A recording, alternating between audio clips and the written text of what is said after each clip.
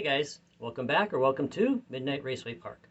I'm Steve and these time trials are for the Hot Wheels Fantasy Tournament that's happening later this week.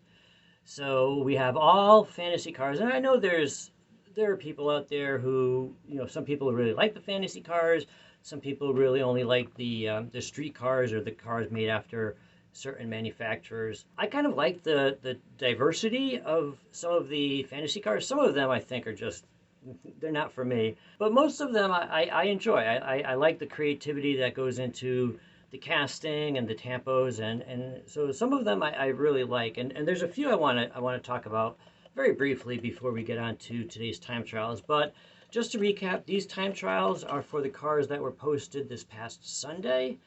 Hopefully you all got your picks in, and 16 of the 20 cars will move on to the tournament. So based on these time trial results, 4 cars are going to be eliminated, but the other 16 will then be competing in the tournament on the road course, and I will get those grouped into their appropriate groupings in time for the tournament. But I did want to talk very briefly about some of the cars that are going to be competing in this tournament, or at least in the time trials. And again, my endorsement of any of these cars has no reflection on how fast they're going to do, how well they do on the track. It's just cars that I appreciate how they look. So the first one is quite a popular vehicle. It's the Twinduction. And I really like this casting. I like how I'm not always a big fan of engines that are exposed, but on this car I think it looks really, really, really cool, especially with the black and the chrome together. And otherwise, I think the green adds a little flash to it. I happen to like that a lot. So I'm definitely a fan of the Twinduction. Another car that I really like is the Barbaric. I think these tampos are awesome. I'm not sure if that critter is from a particular movie or series. I know it's got the Halloween logo or the pumpkin there on the sides. One thing I find interesting though is the middle piece that goes over into the hood from the engine compartment to the hood. I'm sorry, to the roof. It makes it look like it has a mohawk. I'm not sure what the purpose of that is. I know it does pop out, but I will leave it in there.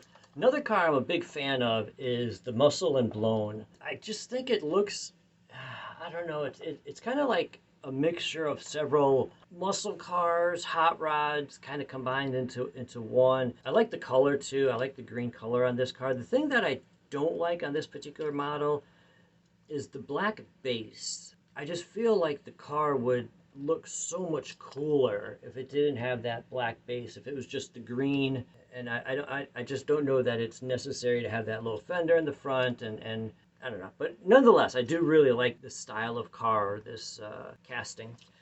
Another car that I really appreciate is the Ion Motors Thresher. Again, it resembles a lot of the muscle cars that are in the Hot Wheels, Camaros, Mustangs.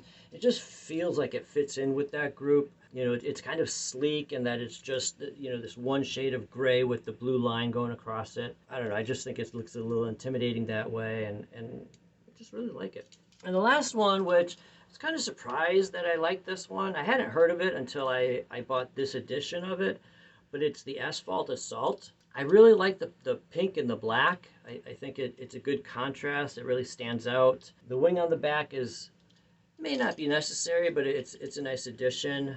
Yeah, I just really like the way this one looks with the tampos and the pink, and even the yellow rims that match the windows. I think are pretty cool.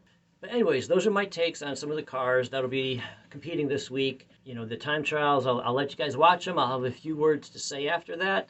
So I'll see you on the flip side.